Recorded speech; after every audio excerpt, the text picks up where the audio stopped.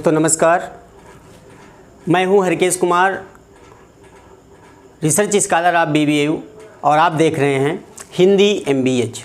दोस्तों आज आपके समक्ष रीतकालीन विशेषता एक महत्वपूर्ण टॉपिक लेकर उपस्थित हुए हैं। दोस्तों ये टॉपिक बड़ा ही महत्वपूर्ण है, खासकर UGC नेट के लिए, और इसके अलावा भी बहुत सारे कंपटीशन में इस टॉपिक से प्रश्न पूछे जाते हैं। तो दोस्तों चलते हैं हम सीधा अपने टॉपिक की तरफ। नाम है रीतकालीन विशेषताएं और उनके कवि।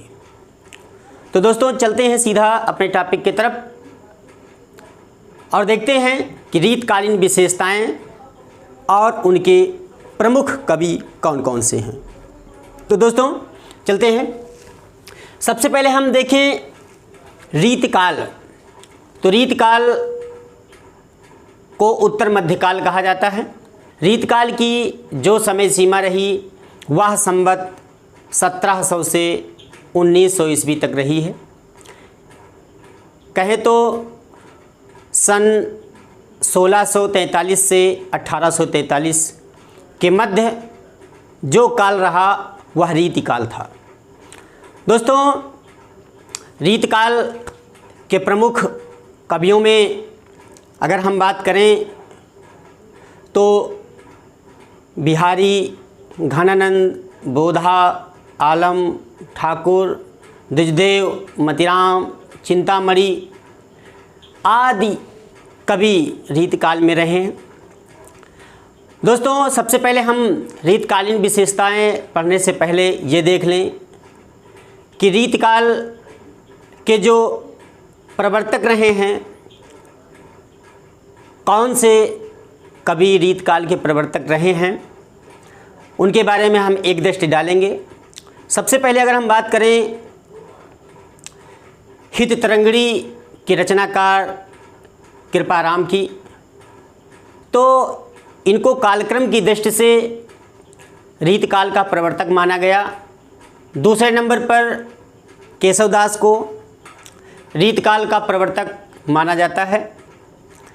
तीसरे नंबर पर जो अति महत्वपूर्ण है वो हैं चिंतामणि।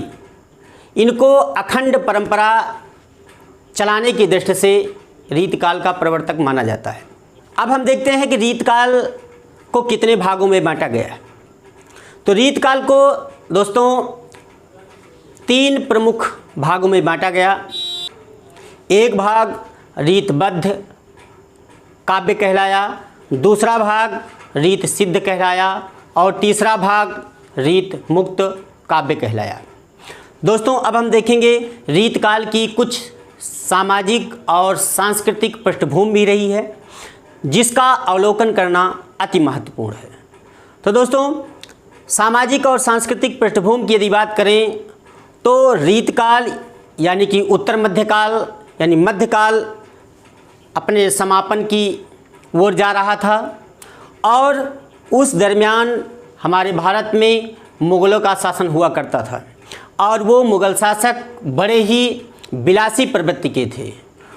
उन्हें भोग विलास की वस्तुओं के अलावा और कुछ भी नज़र नहीं आ रहा था। समाज से इतर रचनाएं हो रही थी। समाज को बिल्कुल ही नज़रअंदाज किया जा रहा था।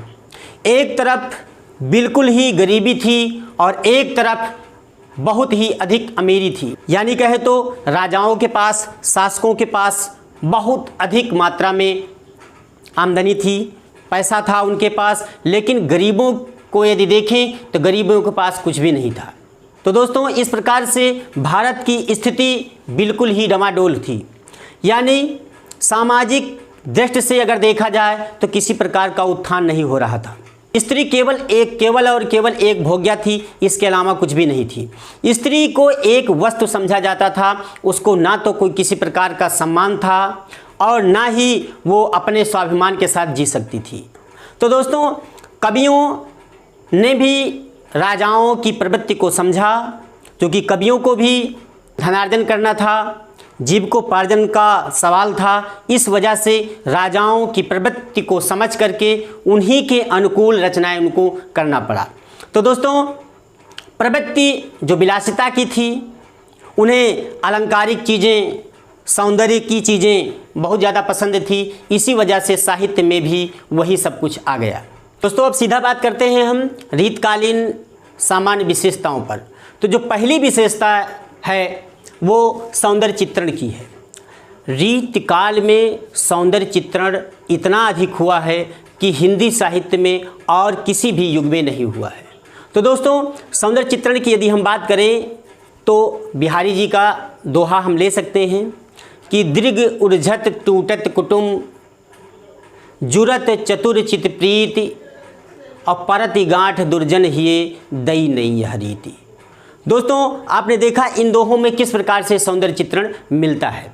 और भी इनके दोहों को हम ले सकते हैं कि वतरस लालच लाल की मुरली धरी लुकाए और सौह करे भौहन हंसे दैन कहे नट जाए।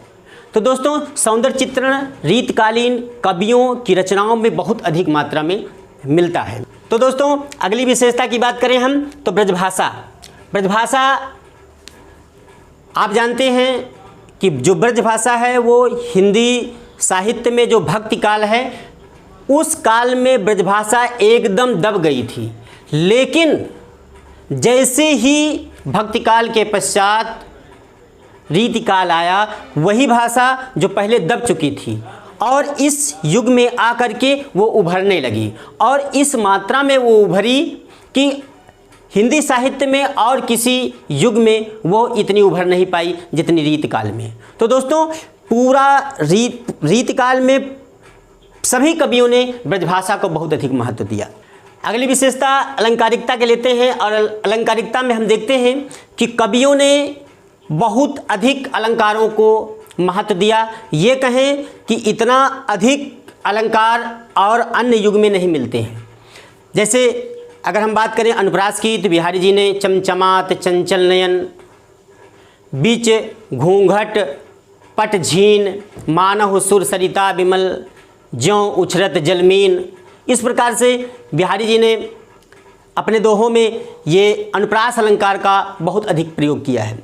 और दोस्तों देखें, अगर हम बात करें विरह की प्रधानता में, तो विरह की प्रधानता की बात करें तो जो हिंदी साहित्य में जो रीतिकाल है, रीतिकाल का जो तीसरा भाग है, ये कहें तो रीत मुक्त काव्य में, तो रीत मुक्त काव्य में चाहे बोधा हो, चाहे घनानंद हो, चाहे आलम हो, चाहे ठाकुर हो, चाहे द्विजदेव हो, सभी लोगों ने ये जो विरह की प्रधानता है इनको बहुत अधिक महत्व दिया। तो दोस्तों, चूँकि अब इसका कारण भी है। कारण क्या है? कारण ये है कि चाहे आलम हो, चाहे बोधा हो और चाहे घनानंद हो, इनकी प्रेसी का नाम पूछा जाता है कि आलम की प्रेसी का नाम शेख था जो एक रंगरेजिन थी। इसकी कहानी अभी हम बताते हैं। और घनानंद की प्रेसी का नाम सुजान और बोधा की प्रेसी का नाम सुभान था। रीत मुक्त काव्यधारा के कवियों में जो विरह की प्रधानता है, यह भाव बहुत अधिक मात्रा में मिल जाता है। तो दोस्तों, अगली हम बात करें विशेषता की तो स्वच्छंद प्रेम का चित्रण है। स्वच्छंद प्रेम का चित्रण आपको रीत मुक्त काव्यधारा के कवियों की रचनाओं में मिल जाएगा, क्योंकि यही बात हम आपको बताने वाले थे कि जो आलम थे, आलम अपनी प्रेयसी शेख से बहुत अधिक स्नेह करते थे। एक बार की बात, उन्होंने शेख को, चूँकि वो रंगरेजिन थी, तो रंगरेजिन को अपनी पगड़ी यानी अपने कपड़े रंगने के लिए दिए और उसी पगड़ी में एक छोटा सा पत्र रख दिया और उस पत्र में लिखा कि कनक छरी सी कामिनी काहे को कट छीन, कनक छरी सी कामिनी काहे को कट छीन। और ये पत्र उसमें रख दिया। रंगरेजिन को जब मिला तो उसने, चूँकि वो भी एक आशु कवित्री थी, उसने झट से उस लाइन को पूरा करते हुए लिखा, जब उन्होंने लिखा कनक छरी सी कामनी काहे को कटछीन, तो उस प्रेयसी ने लिखा कि कट को कंचन काट विधि कुचन मध्य धर दीन, यानी कट यानी कमर, कमर के मांस को काट करके मैंने वक्षस्थल में लगा लिया। तो दोस्तों आपने देखा कि ये जो स्वच्छंद प्रेम का चित्रण है ये रीत मुक्त काव्यधारा के कवियों में आराम से मिल जाता है। तो दोस्तों अगली विशेषता है प्रकृत चित्रण की। प्रकृत चित्रण में अगर हम बात करें तो सेनापति की, प्रकृत चित्रण में यदि हम बात करें सेनापति का, तो शायद रीत काल में इतना अधिक प्रकृत चित्रण किसी भी कवि ने नहीं किया जितना सेनापति ने किया है। और षड्ऋतु का वर्णन बहुत अच्छा करते हैं सेनापति जी। दोस्तों अगली विशेषता की बात करें हम तो प्रशस्ति परक वर्णन अगर हम बात करें तो भूषण। प्रशस्ति परक का मतलब होता है राजाओं का बढ़ा चढ़ा करके वर्णन करना। चूँकि मैंने पहले ही बता दिया कि कवियों के सामने जीविकोपार्जन का बहुत बड़ा प्रश्न था और वो कवि राजाओं को प्रसन्न करने के मूड में हमेशा हुआ करते थे कि अगर राजा प्रसन्न हो जाता था तो बहुत अधिक मात्रा में धन दौलत दे दिया करता था। इसी वजह से जो प्रशस्ति परक वर्णन है रीतकाल के कवियों में वो बहुत अधिक मात्रा में मिल जाता है। दोस्तों अगर हम बात करें भक्ति काव्य की, तो भक्ति काव्य चूँकि ये मध्यकाल में जो पूर्व मध्यकाल था यानी भक्ति काल और ये उत्तर मध्यकाल था, तो जो भक्ति काल पहले था तो वहाँ के कुछ कवि भी रीतकाल में चले आए थे। यानी कि अगर हम बात करें भक्ति काव्य की, तो जो भक्ति काल में भक्ति काव्य लिखा जा रहा था वही भक्ति काव्य रीतकाल में भी दिखाई दे जाता है। तो इस वजह से रीतकाल में भी भक्ति काव्य बहुत अच्छे से लिखा गया। तो दोस्तों जैसे कि अगर हम बात करें बिहारी की ही, तो बिहारी ने भी लिखा कि मेरी भव बाधा हरो राधा नागरी सोई, जातन की झाई परे श्याम हरित दुति होय, तो बतरस लालच लाल की मुरली धरी लुकाए, सौह करे भौहन हंसे दैन कहे नट जाए। तो इस प्रकार से दोस्तों भक्ति काव्य भी रीतिकाल में लिखा गया। ये नहीं कि केवल सौंदर्य चित्रण श्रृंगारिकता यही लिखा गया, बल्कि भक्ति काव्य भी लिखा गया। तो दोस्तों अब हम बात करेंगे रीतबद्ध काव्य में चिंतामणि की। चिंतामणि रीति काल में बहुत बड़े कवि हैं। उसके बाद देखते हैं दोस्तों मतिराम। चिंतामणि, मतिराम, रसलीन, भिखारीदास और देव, उसके पश्चात हैं भूषण और हैं पद्माकर। चिंतामणि, मतिराम, रसलीन, भिखारीदास, देव, भूषण और पद्माकर। दोस्तों ध्यान रखिएगा यूजी सीनेट में ये प्रश्न कई मर्तबा आ गया है, इन्हीं कवियों का क्रम लगाने के लिए दिया गया है। तो दोस्तों अगला जो हमारा वीडियो आएगा उसमें हम इन कवियों का सन यानी कि जन्म के हिसाब से इनको हम लगाना बताएंगे आपको। तो यूजी सीनेट में ये प्रश्न बहुत अधिक मात्रा में आया है।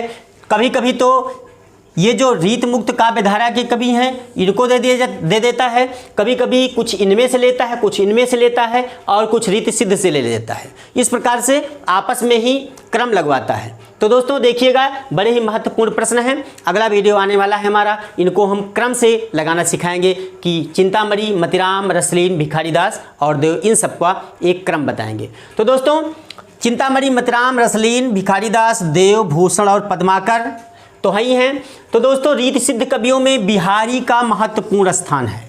बिहारी जी का बहुत अधिक महत्व इसमें रीतकाल में रहा है। तो दोस्तों अब चलते हैं हम रीत मुक्त काव्य धारा के कवियों में। जो आलम हैं घनानंद, बोधा, ठाकुर, द्विजदेव। दोस्तों ये जो 5 नाम आप देख रहे हैं ये इतने महत्वपूर्ण हैं कि इन काव्यधारा के कवियों ने रीतकाल को बहुत अधिक ऊंचाई पर ले गए और इनके काव्यों में विरह का वर्णन मुख्य रूप से मिल जाता है, जैसा कि मैंने पहले ही बता दिया सामान्य विशेषताओं में ही। तो दोस्तों ये रहा हमारा आज का छोटा सा प्रयास और यदि आपको ये हमारा वीडियो पसंद आया हो तो कृपया लाइक करें, कमेंट करें, शेयर करें और सब्सक्राइब ना किया हो तो सब्सक्राइब अवश्य कर लें। अगला वीडियो जो हमारा आने वाला है वो रीतकाल के कवियों को लेकर के उनके क्रम से संबंधित वीडियो आएगा। दोस्तों इंतज़ार करिए, तब तक के लिए नमस्कार, जय हिंद, जय भारत।